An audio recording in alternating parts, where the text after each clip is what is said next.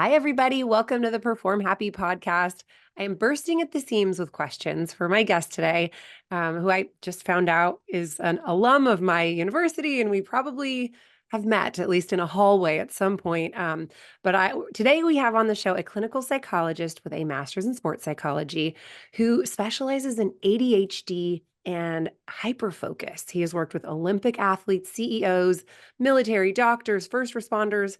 He's a former gymnast. I am just like so excited to pick your brain. Welcome to the show, Dr. Brent Hogarth. Thank you very much, Rebecca. Really honored to be here. Excited to connect with you and your audience, those listening. Really hope that today's episode brings a lot of value, maybe some joy and laughter, and most importantly, is beneficial in your life. So thank you, Rebecca, for having me here.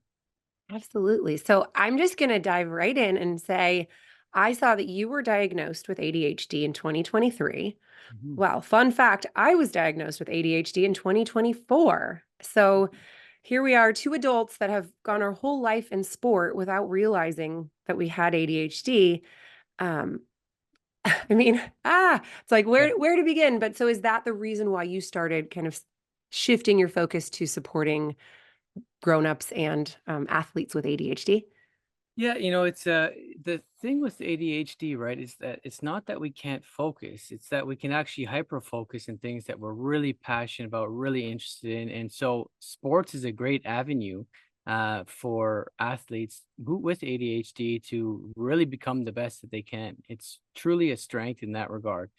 What led me into writing about ADHD or being focused in ADHD is I actually wrote my dissertation. So I spent 4 years in graduate school studying flow state, and flow being in those moments where we get in the zone and its potential dark side, how flow state, getting hyper focused, could lead to a loss of self control.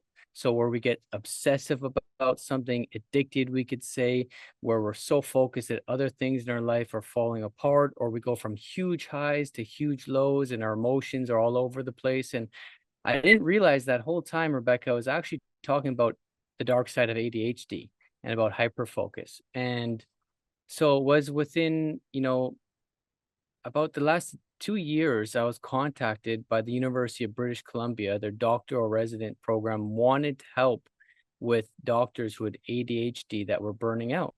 And so I created a specific program to them for them. And then everything just started coming into place. All my insights from talking about flow, working in the corporate place, all were perfectly matched to working with those with ADHD. And yes, long behold, I myself have had ADHD my whole life and struggled to be aware of it, to accept and embrace it, and to manage it. And so, yeah, my whole life now is about helping people with ADHD really thrive.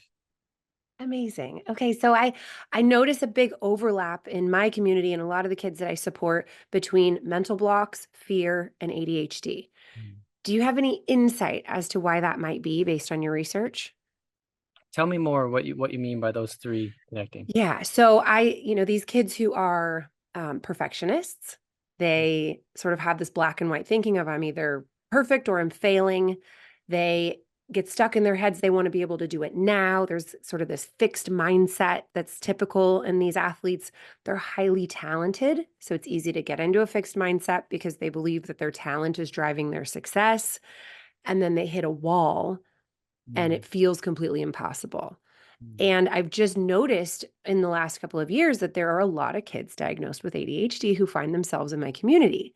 So I don't know if you've ever noticed a correlation, but I'm seeing how, and then I'm like, oh, and me too. And I am that kid.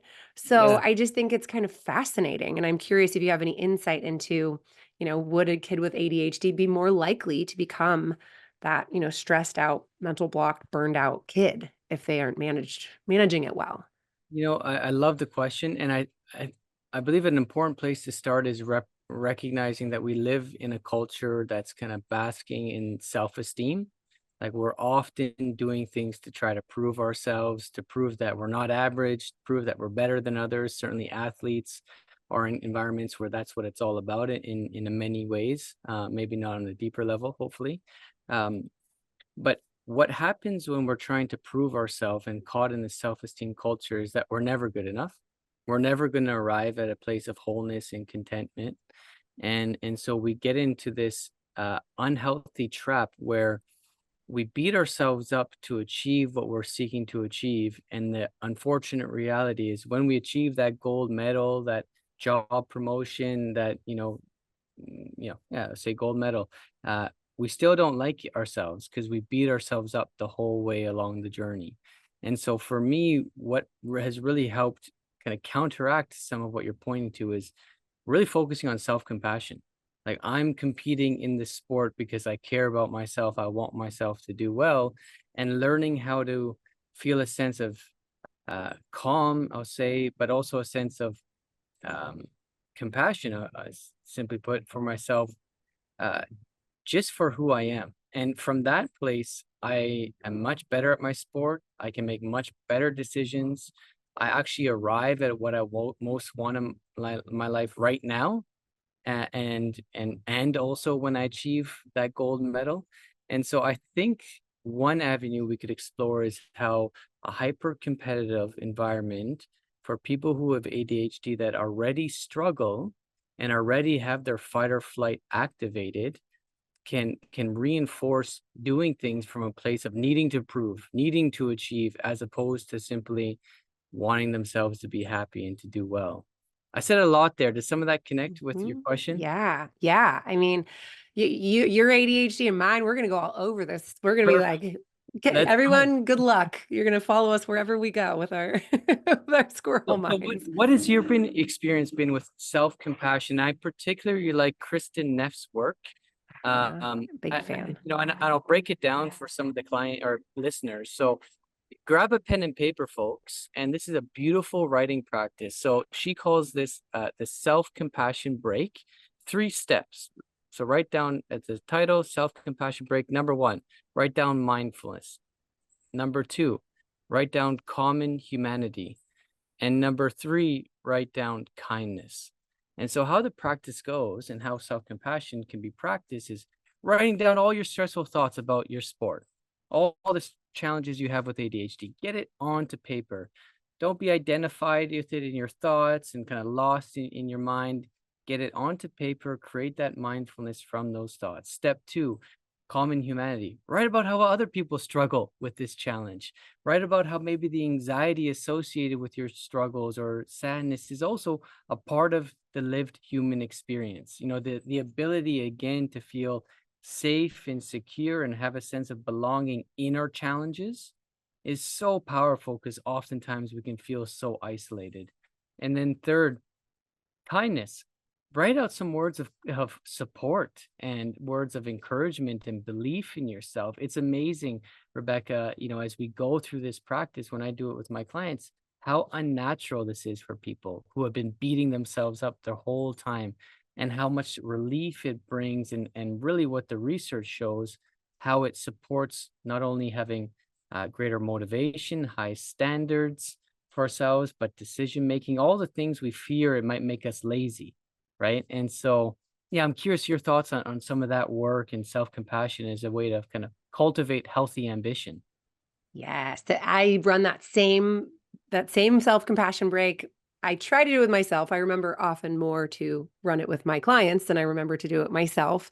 But I had a moment this last weekend that I got to experience some self-compassion. I got myself in a very challenging situation where I was invited to play on a high-level soccer team Mm, that I did not think was going to be a high-level soccer team. It was a friendly, fun moms playing soccer thing that just so mm, happened to be full of D1 former collegiate soccer perfect. players. Yes, yes. Here I am, have the cardio of a gymnast, and I was like, wow, this is hard. And I noticed those moments where I was wanting to well up. I had, that frustration intolerance was Mhm, happening because I'm used to doing things I like that I'm good at and mhm, doing them well mhm. and sort of quitting everything else. That's sort of the unmanaged ADHD, Yeah. how I choose my activities. So then I'm going, this is hard. I just acknowledged it. I was like, okay, I, I'm not the only person suffering. I'm looking at that lady's panting really hard. And, she over there definitely limping. And And you can expand beyond that of I'm not the only soccer player who feels in over my head in this moment. And I thought about the kids I coach and, the kids who are like, I'm the worst one on the team. And so bringing in that collective suffering in that moment made me Mhm, feel like, wow, I really understand the kids I coach better now. It felt mhm, valuable. And mhm. then that last moment of like, you know what, kiddo? You're Yeah. doing your best, and this is just your starting point. And if you want to try again, you can get better. And it was so cool to be like, that was incredibly hard. And I could have absolutely burst into tears and been really mad at myself. Mhm, And I think the average, 12-year-old would. But I mhm. was grateful to have a tool like that to go, all right, now I have a choice. I can either come back next week and quit the team. I can, I have these ability to make decisions rather than having it be a reactive, explosive thing. So it's such a great tool for those. We all have those moments. And Absolutely. I love what a perfect example. Well done. I'm going to thank you. reinforce that and reinforce that practice for you. A couple of things that just come again for me around self-compassion is specifically the statement that as the means, so the ends, right? Like again, just reinforcing like as the means about how we live our life, how we train for our sport, how we work, whatever it might be. However, the means is that's what we will arrive at. And a lot of self-compassion work is well articulated using Paul Gilbert's three circles model. Do you know I'm this not model? familiar with Okay, that one. so No. very simple. So if people have pen and paper there, or you can just imagine in your mind three circles, okay? One circle represents fight or flight. The second circle represents what we could call drive. This is getting things done, achieving things, getting into flow state. And the third is what's called soothing. So this is kind of our rest and digest. This is our soothing system. This is maybe we could say a way of being as opposed to drive, which is more doing. So what this model kind of points to is that as athletes, as humans, most of the information, our default mode is the fight or flight. Because the reality is, if we perceive everything as a potential threat, potential danger, even if we're wrong 99% of the time, but that one time we were right and it saved our life, it's adaptive. And so we're all primed to see problems, to see challenges. For an ADHD person, this will make us feel hyper alert, right? And this is obviously comes with the burnout on the backside and the challenges being present and focus if we're always trying to solve potential risks and challenges. So a lot of us we live in this fight or flight mode as our default, and then we get into that second circle I mentioned, drive, doing, getting into flow, achieving goals. And again, a lot of us live our life ping-ponging between those two emotional states, fight or flight, getting things done, trying to achieve, and then going back to solving the problem. And particularly with people with ADHD, when they can't maybe fully solve the challenges they have with attention or hyperactivity or emotion regulation, when they get into drive mode and try to achieve things, but they still struggle, what tends to happen is that self-critical narrative can keep that fight or flight going on.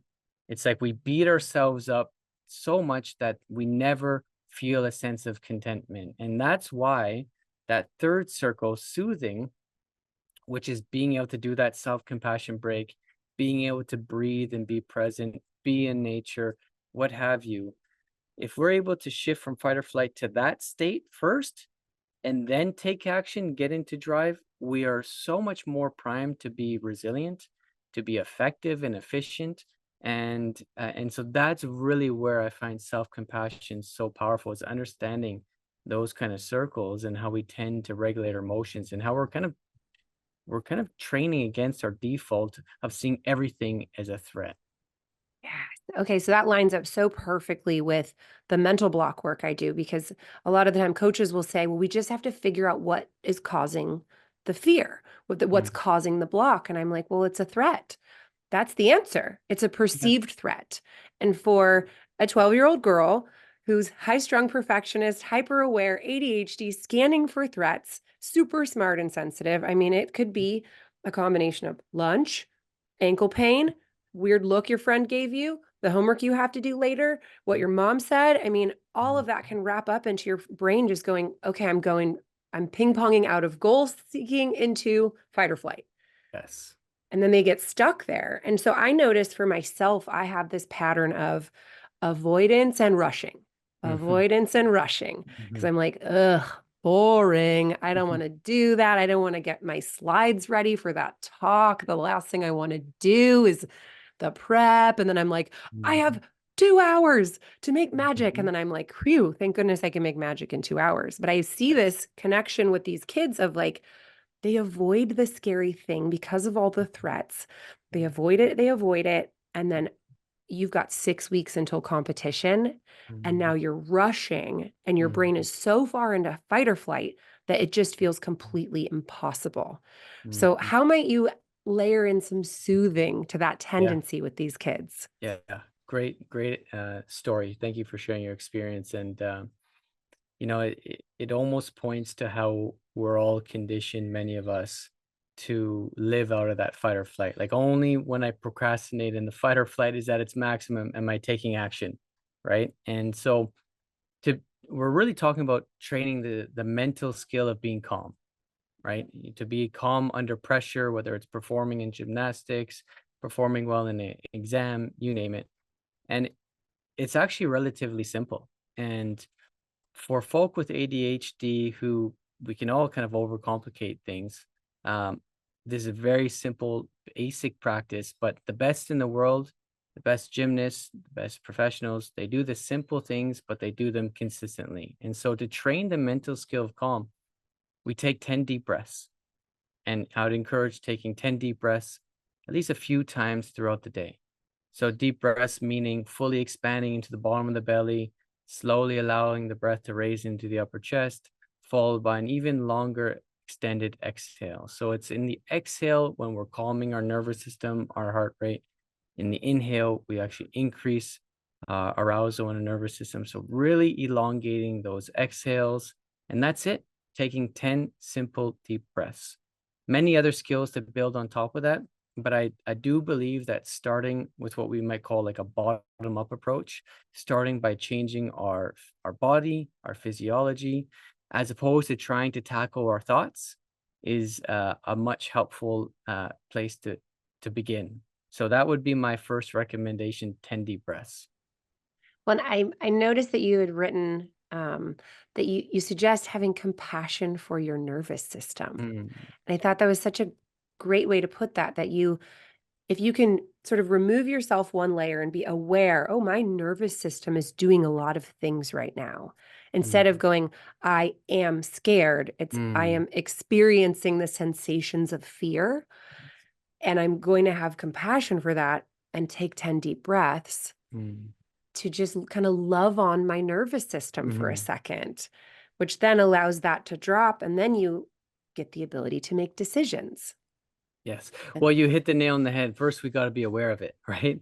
If we're not yes. aware of it, we're not going to take those 10 deep breaths. And to kind of layer on being compassionate for ourselves, it's like, we learn to avoid pain and fear and discomfort because as youngsters, when we put our hand on that hot frying pan, it was smart to move our hand off of it. And so we end up applying that same rule of avoidance to a lot of things that create fear in our life. And the unfortunate reality is the more we avoid the things, the more that we avoid, the smaller our life gets, right? Because the things that we really care about, the things that have value and meaning to us, tend to be the scariest things.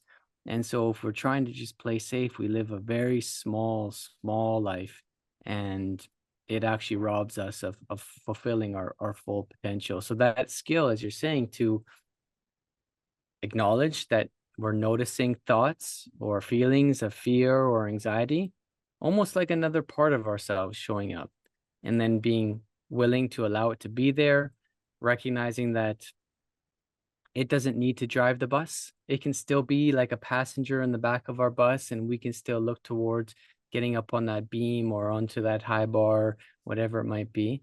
Um, and recognizing again that it's totally normal. It's so not surprising at this point, but when I hear clients who have ADHD feel as though their brain is broken, and when I normalize and actually let them know that it's appropriate that fear is showing up. That in itself can do so much to feeling a sense of acceptance and compassion, and as you said, calm the nervous system as a result. Yeah. Yeah, I mean, I think about just every conversation I have with an athlete who's struggling with a mental block, and I'm like, this is completely normal. Of course, Yeah. your brain would Yeah. think that that's a bad idea after you've Yeah. had an injury, or even you're Yes. under the pressure of being left behind by your teammates if you don't move up, or, Mm. any of these threats. It's completely reasonable that your brain would go, hot stove. We're not doing that skill Yes. anymore. There's too much Yes. pain involved, emotional, physical, mental. I mean, it makes perfect sense. So then we can go, of course you're afraid.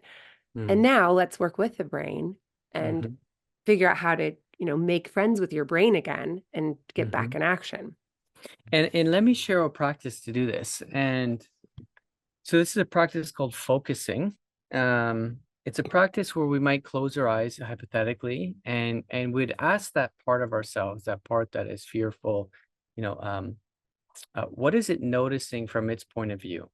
So, and we just listen. We just accept. We just embrace. So maybe it's I'm scared that my friends are going to be moving on, and I won't be. And so we just sit with that. We say, okay, I hear that, embrace that, breathe with it, just allow it to be, right? Not avoid it. So we ask first again, what is it knowing from its point of view? What is the emotional uh, label we could apply to that? So maybe it's fear or anxiety or sadness.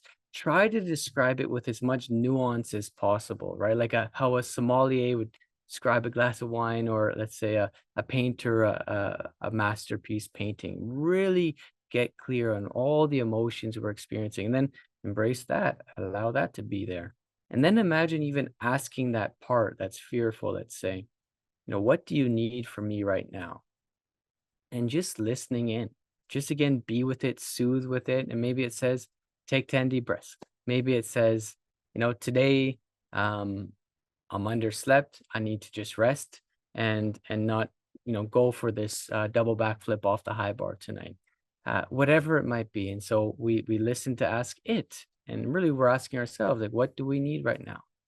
And then we just like thank all those thoughts, all those emotions for showing up, because they're all just data points. They're there to help us. And so this practice of what I call again focusing, where we're just listen empathetically, compassionate to these different voices and narratives that show up, can really I find help break some of that inability to be present and tendency to avoid. I'm like smiling over here because I've named my anxiety Rhonda. And so I had this time in my life where I would have this sensation in my chest and throat that would just be so like, oh, it was like I was being suffocated. Yeah. And then I just started to be like, oh, hey girl, I feel you there. Yes. What's going Yes. on?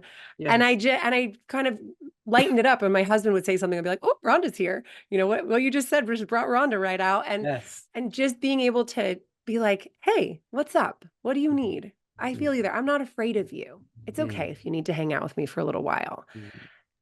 I mean, I don't have Rhonda anymore. It's kind of sad. I miss her. Don't worry. I'm sure I have other things, Yeah, but yeah, yeah, just to be able to be like, this sensation is actually not going to kill me, yeah. even though my Yes. brain thinks that there's a tiger in the room because I'm having this feeling. Mhm. If I can just be with it and be okay, it like gives you that freedom. And I love that asking it, questioning it. I had a somatic therapist who did an incredible job with me and just chasing the sensations around my body while we would talk about tough stuff. Mhm. And I'd be like, I'm going to tell a story outside of me. She's like, no, no, no, no, back in your body.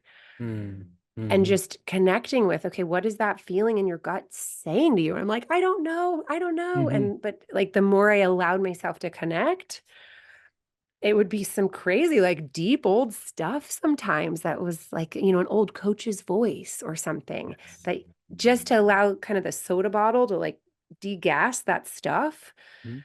it then frees from you because you're not afraid of it. You feel it and then it moves through.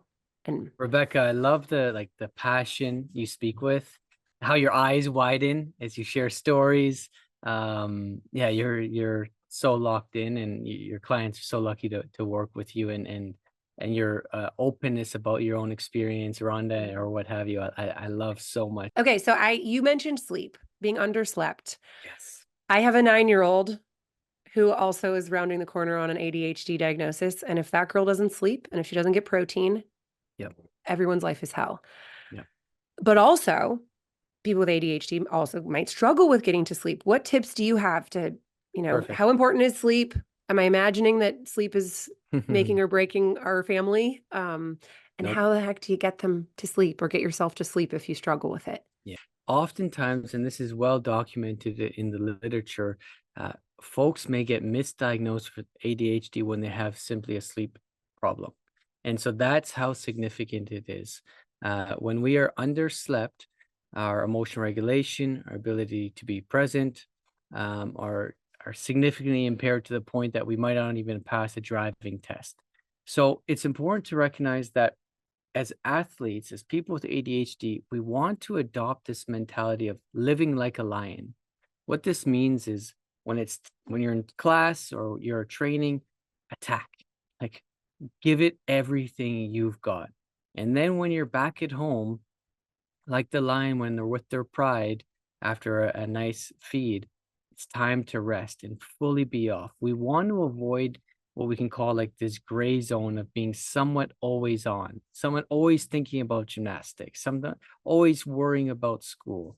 We want to be very binary. When we're on, we're on. When we're off, we're off. And so that means probably for people is turning off the phone, if they can, uh, being just really intentional about, again, living like a lion. And for sleep, again, it's something we all can do better at.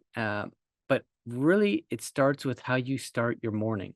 So essentially, we wake up in the morning because our core body temperature is warming up. And so we want to accentuate that in the morning. We want to, whether it's get outside and move our body, certainly see sunlight will help stimulate our circadian rhythm, but we want to move our body first. We want to move, socializing. We want to accentuate that warming of our body. So a cold shower is another way to do that. And as a result, we're going to therefore be able to fall asleep earlier and more effectively later on the night. So I always let my clients know if you want to get a good night's sleep, it starts with how you start your morning. And I want to share one practice that I love. It's a little bit outside of the realm of sleep, but it's connected with how we wake up in the morning. One of the most common challenges that my clients share is that sometimes it can feel like they're living their life on autopilot. And so I like to share this, what we could call like a morning mindset routine. And this routine is really meant to create a sense of control in our life. It's a trainable skill. Okay, so feeling a sense of control, especially if we have ADHD, where things can feel chaotic, is quite valuable. So this is the practice. Very simple. When we wake up in the morning, notice our breathing. Okay, so we're noticing something that's automatic and we're taking intentional control by taking one deep breath. So we're taking one deep breath when we first wake up. And as a result, we're trained to be calm throughout the day. Think one thought of gratitude, like what's one good thing going on today or in that moment. In thinking about gratitude, we're training ourselves to be resilient, to take on challenges, to approach fear. Third, like what is your intention for the day? Maybe it's, have fun in gymnastics. Maybe it's be present, whatever it might be. We need something to force our attention to be present or focused. And then fourth, as you get out of your bed, put your feet on the floor, and well, as you naturally will, but just feel them there for half a second. Just train yourself to be present. So this practice, a morning mindset routine, can take literally 4 or 5 seconds. You can take an hour if you want to take your time, but it's considered like a physiological primer. You're activating neural pathways in your brain that you will leverage throughout the day. And so one of those I hope with my clients is that they get up in the morning, they do this practice, and they start off with one win that will help them, have a good night's sleep in the evening, knowing that they achieved, a day, of meaning, of intentionality, not just feeling on autopilot. So I can come back and I will come back to specific nighttime recommendations, but a lot of it we've heard already. And I'm curious your thoughts on how a good night's sleep starts with how you wake up in that morning routine. Yeah, I have not thought about that. So that makes a lot of sense. And I think that's a great, I mean, just shift your focus to get up and slow down.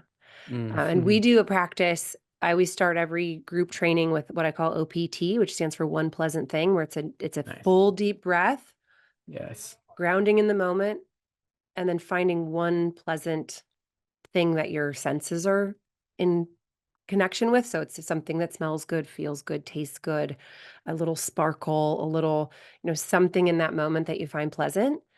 And it's similar to that where you're grounding in gratitude, you're totally present. And that, I mean, you could be in a tornado and be like, what a beautiful cow flying by. There's always something that you can connect with in the moment to get into gratitude no matter what chaos is happening.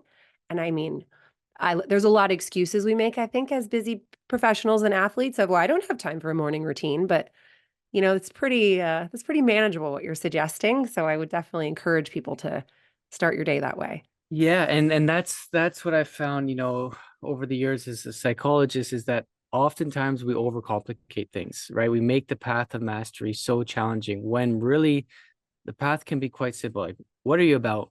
What is your personal philosophy? What's your North Star? And then what are just tiny little habits that bring that to life? We commit to those fundamental tiny practices, and that becomes our life.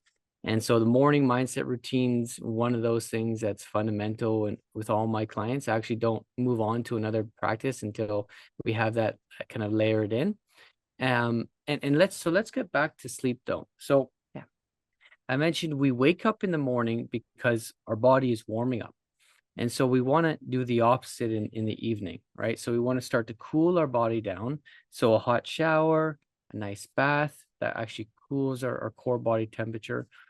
As opposed to seeing light, we want to actually begin to kind of mimic the sun. So it'd be lovely if we can see the sun setting, but certainly turn off overhead lights in the evening. And this can be kind of fun. Now, if you're going, let's say you're coming back from gymnastics practice and you're in the car and you have to get gas. Uh, Maybe you put some sunglasses on for fun and you just limit the amount of light that you're getting overhead from those bright white lights. We really want to be mindful of light, of cooling our core body temperature down. These are all what's called Zeitgebergs for those people that are interested. That's the scientific term for things that sync our circadian rhythm. And then the final one, and again, there's many, but specific to people with ADHD, is I like to encourage them to have a notepad by their bed. Oftentimes when we go to sleep, we got thoughts running, and we want to close the loops on those open thoughts, those fears, those questions, whatever might be having. As one research study found, unfinished tasks are the thief of flow. And so we want to just write down those unfinished tasks, those fears or thoughts or things we're even grateful for, write them down in bed so that we can get them out of our head and enjoy a nice night's sleep. So there's many other specific ones, but those are a few: cooling the core body temperature, reducing evening light, having a notepad, and obviously we've heard this many times, but so true. Uh, Making sure your room is conditioned just for sleep. Keep the phone, the computer, the schoolwork out of the bedroom. Condition it just for a beautiful, restful night's sleep. Yes. Yes. So I struggled with sleep my whole life and just in the last 6 months have got a sleep routine. And my husband will laugh because I have my little like orange book light that's, like sort of sunset color. And I read my few pages in my book and he's like, do you have to read? I'm like, it's my bedtime routine. It's what I do. I do the hot shower. And then, I encourage kids to have a worry box, but that you can, maybe stick those worries in if you need a place to put them. It's just it can be really nice to kind of let them go, but I love the notebook idea. And then for me, it's like my thoughts are going to go and go. So I just get into like a super low IQ necessary a few pages of a book that lands my helicopters, turn off my little orange book light and roll over. And it's not that hard. It's weird. I thought sleep was hard, but it's really about routines, which I think is sports psych. I mean, there's so much truth to the Yes, I love routines it. are can be so powerful. I love the helicopter landing that you said. That's such a great example. And you're right. It is a habit, and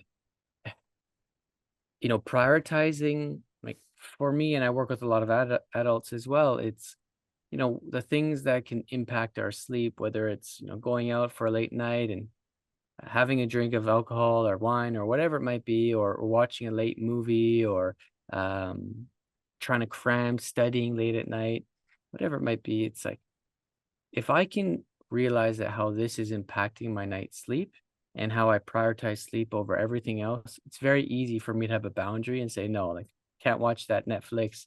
I'm not going to go out for this late dinner, whatever it might be, because the morning time is for me, the most special time. It's the time where I'm most productive. I feel a greatest sense of peace. And if I can win the morning, I really do win the day. And so there's really nothing more important for me than prioritizing sleep as a keystone habit. Yeah. Yeah, absolutely. And the first question I ask any new client is, how many hours of sleep do you get? Yeah. Because that is the lowest hanging fruit. The Yes. fastest way to increase confidence is to get Yes. at least Yeah. enough sleep. Yes. Just even enough will get you so far. I actually had a kid who she was a little bit of a math and science nerd. So I was like, let's do an experiment. Mm, And so she's like, ooh, I'll make a graph. And she mm, decided to graph how many hours of sleep she got and then a quality of practice. So we're like, let's just say, give yourself cool. a score 1 to 10. How high quality was that practice? And Mm-hmm. so she watched it and it Mm-hmm. tracked that when she got more sleep, her practice the next day was better. Less sleep, Yes. worse practice. And so Yes. sometimes, and I was like, let's just do it for 2 weeks and see. And if it doesn't help, you can go back to being on your phone. You can be back, do Yes. whatever, but let's just try. And so I think, if you're like, oh, it would be such a change to go to sleep earlier or to not be on my phone for 2 hours before I fall asleep, try it for a couple of weeks and maybe collect a little data Mm-hmm. and just see, how much of an impact does it have? My productivity is skyrocketing in the last 6 months because I can function better. I can think better. So and this girl, every time I talk to her, I'm like, how are you doing? She's like, better and better and better. No kidding. Sleep is huge. You're so right. It is if we're not sleeping well and we're prioritizing self-talk, goal setting, um, anything else, our priorities are way off, right? It is the fundamental priority. Sleep needs to be secured. And the one other technique that's really interesting for those listening who maybe really struggle with sleep, I would encourage you to look at what's called uh, cognitive behavioral therapy for insomnia, CBTI. And one of the interventions is called paradoxical intention. So this is when you go to sleep and you're having a really hard time sleeping. If you can kind of make light of it, like, oh, I'm really not going to be able to fall asleep tonight. I'm probably going to stay up for like an hour or 2 hours in bed. Just acknowledging, making light of it can reduce that anxiety and help us fall asleep. And that goes for even performing. Like, if we have a competition this day and we say to ourselves and jokingly, even with friends, like, oh, typically I'm so nervous on these days. I sweat a liter. If we say, oh, today is such a big competition, I'm probably going to sweat 10 liters. Just making light of something like that dissipates the anxiety and helps us kind of get into a flow state. So yeah, I love that practice, and it's so paradoxical. It's so interesting. You're like connecting so many dots for me. My husband, he's always like, "Oh yeah, you're gonna fail." When I'm like, I'm giving this big talk and I'm so nervous and I just want to drive home, and he's like, "Yep, it's gonna be a train wreck. I just know it." And he just laughs, and I'm like, "Okay, fine." And then I call him after. He's like, "How'd it go?" I'm like, "It was great." He's like, "No." I'm so surprised. And it just like he's just helps me to be like, "Okay, fine." Like you don't have to take it so seriously. Yeah, So. well, I love it. He's tapping into the power of positive emotions, right? When Mhm. we feel some joy or happiness or gratitude, what have you, it it broadens our perspective of what our opportunities might be, improves our decision making. It's like an upward spiral in our performance and well-being. Just taking micro moments to savor good things, to laugh. I love it. Yeah. What a great husband Yeah. you have. Ah, he's a good one. He's a good Yeah, one. He yeah. also has a large dose of ADHD, which was why I didn't think I had it, because I was like, no, no, no, he's got it. I Mm-hmm. apparently have the inattentive, which is presents Yes. differently. So, okay, so I want to keep talking to you all day. Just to wrap up, I would love for you to give some perspective to that the poor mom who's not one of us, who is, or the coach who's not, who doesn't personally have ADHD. What what advice do you have for them and how to best support this athlete without losing their minds? Yeah, it's a great question. Um, hmm. I think about the people that uh, connect with me, my wife, and what I would say to her. Um, and I truly believe that I want to kind of really sink into the value of self being compassionate. Like, people with ADHD, they're already really hard on themselves. And especially if they're athletes, they have high standards and expectations already for themselves.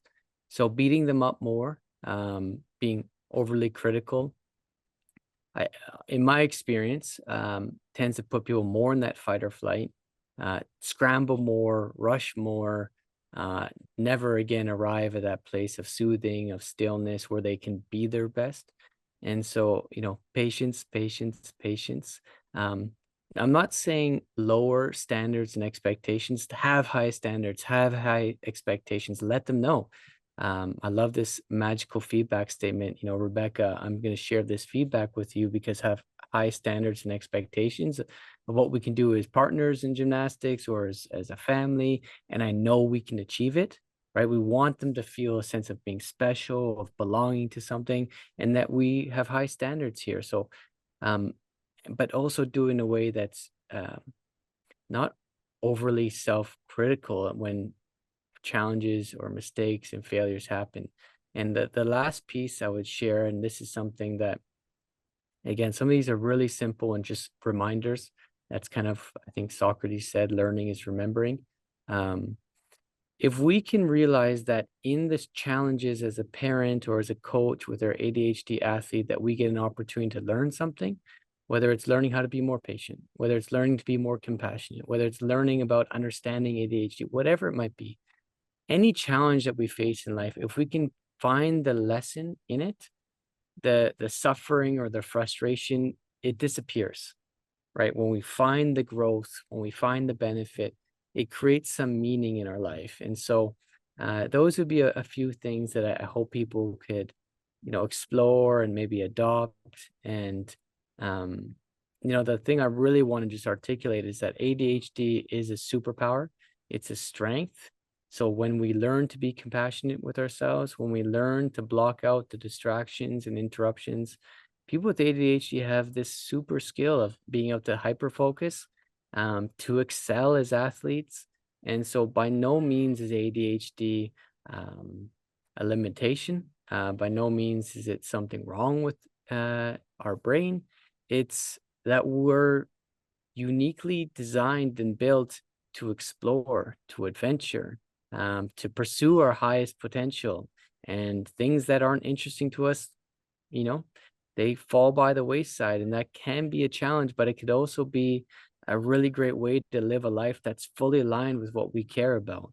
And so I just encourage people to keep being kind and compassionate to themselves when they face those struggles, and see how that opens you up to fulfilling your full potential. Absolutely. Yeah. I mean, for example, three athletes with ADHD: Simone Biles, Michael Phelps, Michael Jordan, Justin Timberlake, Noah Lyles, who just did incredibly well at the Olympics. I mean, yeah, it's a superpower. It's our little speedboats can be pointed at very amazing things, and I wouldn't want it any other way. Well, Dr. Brent Hogarth, thank you so much for being here today. This has been an absolute pleasure. If people want to find you, work with you, what's the best way to contact you? Yeah, thank you, Rebecca, and thank you everyone for listening in. Best way would probably be just go to my website. So Brent Hogarth, BrentHogarth.com. You can book an intake with me. You can look at some of my resources there. You can certainly follow me on socials, but if you really want to get in touch with me, go to my website. Everything is there. And I just want to say like thank you, Rebecca, for having me on the podcast. And to everyone listening, I want to encourage you to take those deep breaths, maybe even one just right now, and let's just feel the gratitude for being here, for being alive, the ability to listen to this podcast, to enjoy our day. We're so blessed. And I am for being on this podcast. So thank you, Rebecca, and hope to hear from some of your listeners and for you and I to stay connected as well. Absolutely. Thank you so much. You're welcome. Bye now.